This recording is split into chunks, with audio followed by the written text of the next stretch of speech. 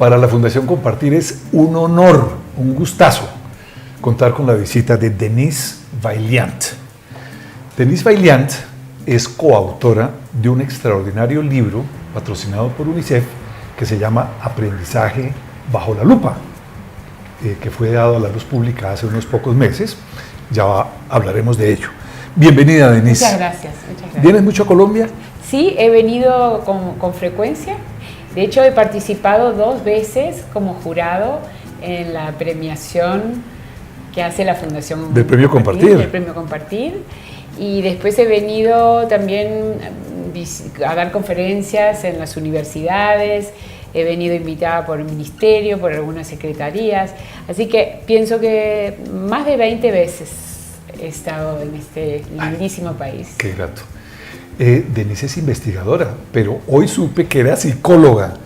En pocas base, palabras, pero nunca ejercí. ¿Cómo es tu formación profesional y académica? Bueno, estudié en Ginebra, hice una licenciatura de psicología y una licenciatura en ciencias de la educación, y después me interesé más por los temas que hacen al quehacer educativo. Hice una maestría en planeamiento y gestión de sistemas de formación en Suiza también.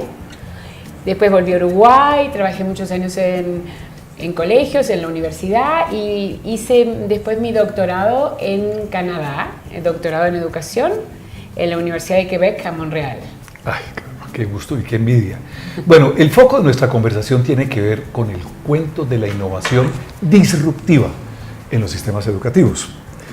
De manera que yo quisiera preguntarte en primera instancia, ¿por qué consideras que América Latina no ha mejorado sus sistemas educativos conforme a las nuevas exigencias del mundo contemporáneo?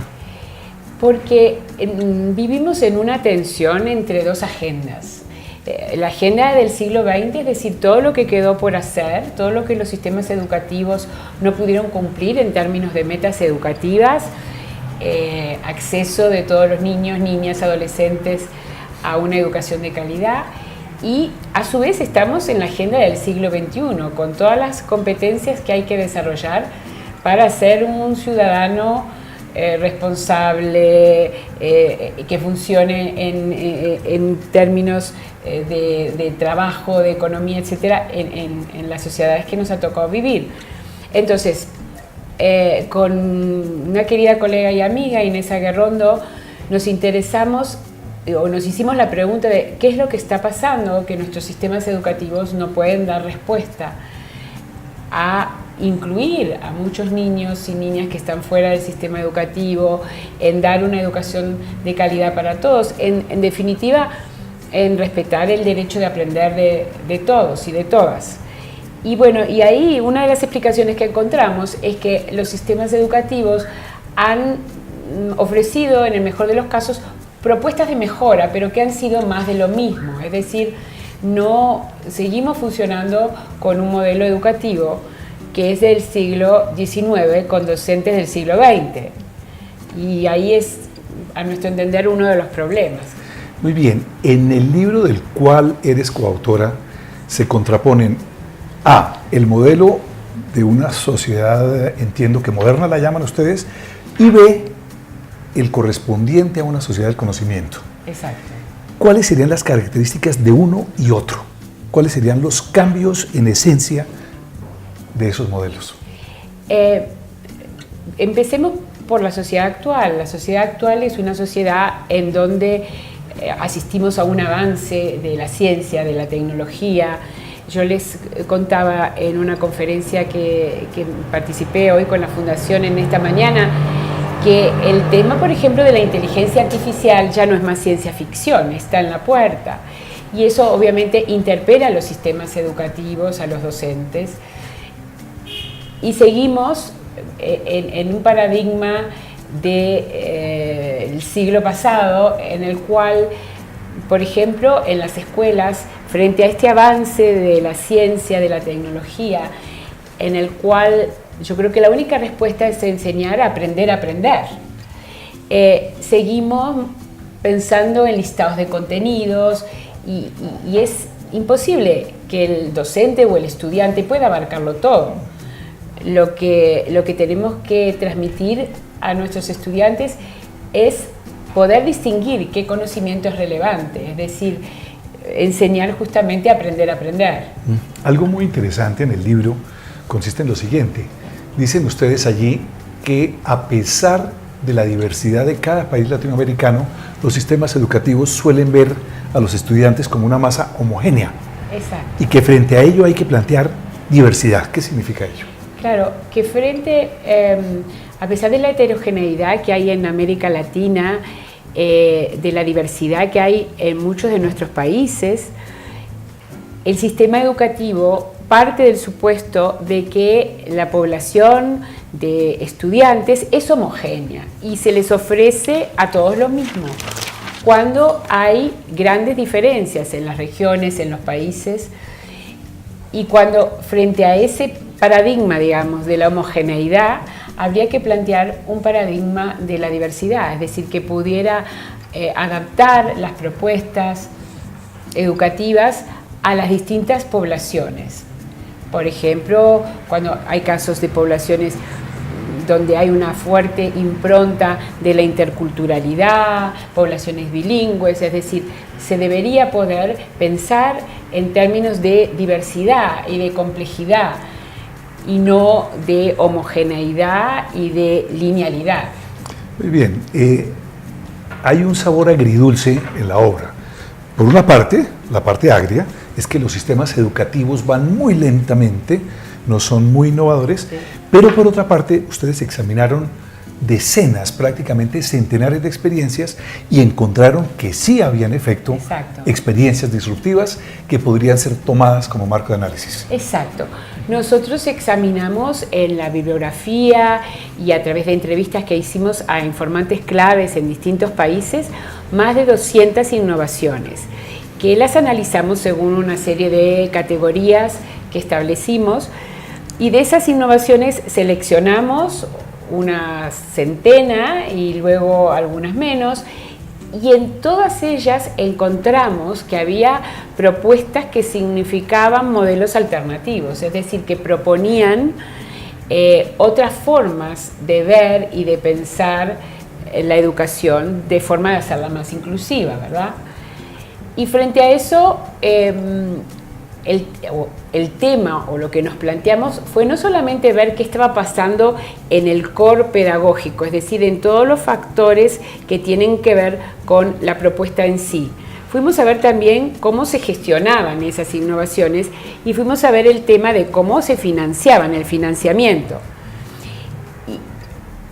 Es decir, encontramos, y esa es la buena noticia, que respuestas hay y que en nuestros países hay muchas innovaciones que van hacia lo que podríamos considerar un paradigma alternativo, un modelo alternativo a la escuela tradicional. El problema es cómo hacer de esas innovaciones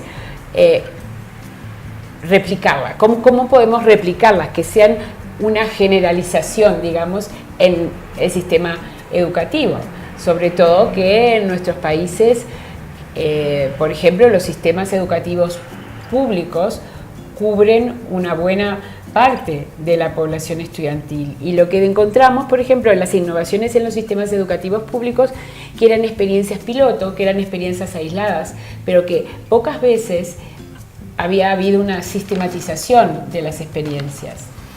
Entre las 200 experiencias, Denise y su compañera rescataron 4 muy importantes. La colombiana es la escuela nueva, liderada por Vicky Colbert. ¿Puedes decir algunas pocas palabras de cada una de ellas?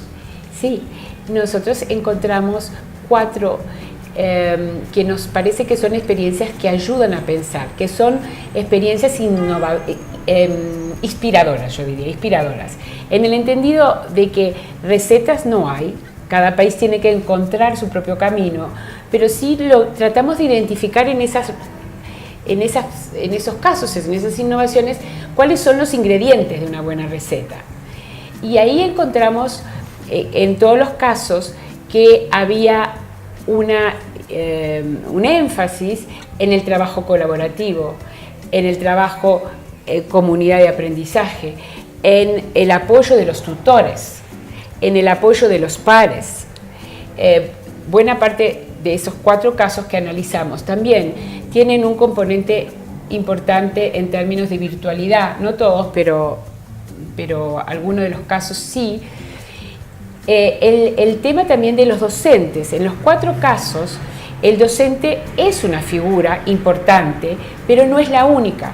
Aparecen otras figuras que acompañan al docente, desde distintos actores, desde tutores hasta pares, etc. Es decir, que a pesar de la diversidad de las experiencias, porque el tema de, por ejemplo, uno de los casos que examinamos es el programa en México de apoyo mediante tutorías.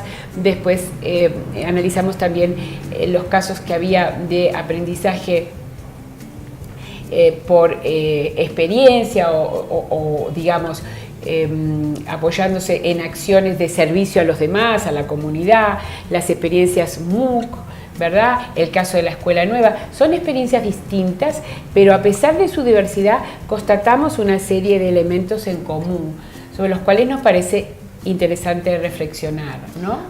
Ese es, primero, en términos de pedagógicos, digamos, el escenario siempre es el aprendizaje. En términos de docentes, el docente es una figura importante, facilitadora, pero no es la única. En términos de gestión de la innovación, hay flexibilidad, hay ese entender que la población objetivo no es homogénea y que por lo tanto las modalidades de gestión deben ser diversas, y también está el componente de la virtualidad, que en algunos de esos casos juega un papel importante. Sí, me acabo de acordar de un esquema muy interesante. Modelo antiguo, enseñar a leer y escribir en la primaria. Nuevo modelo, aprender competencias del siglo XXI toda la vida. Sí. Es eso. Es eso. Es decir, hoy yo creo que el aprender a aprender se viene repitiendo desde hace décadas, pero yo creo que más que nunca hoy es una realidad que tiene que estar presente en nuestros sistemas educativos, que se siguen pensando en términos de listados de contenidos, cuando en realidad deberíamos pensar los sistemas educativos en términos de esas competencias que hay que adquirir a lo largo de la vida. Y eso implica también una gradualidad. No es lo mismo pensar los aprendizajes en términos de competencias a adquirir que en términos de listados de contenidos. Y cuando yo digo más de lo mismo, es que si nosotros examinamos los documentos, muchos de nuestros sistemas educativos hacen una propuesta por competencias, pero si vamos a mirar con la lupa, en realidad se sigue enseñando según listados de contenidos. Muchísimas gracias, Denise. Fíjense bien, de trabajo individual a trabajo colaborativo, de un enfoque de homogeneidad a un enfoque de diversidad, de tener pocos actores a muchos actores en este proceso, de un enfoque presencial a un enfoque que también incluya la virtualidad, de pensamiento lineal a pensamiento complejo. Denise, muchísimas gracias. Muchas gracias a ustedes. Bienvenida a Muchas Colombia, gracias. bienvenida a la Fundación. Muchas gracias por haber invitado. Muchas gracias.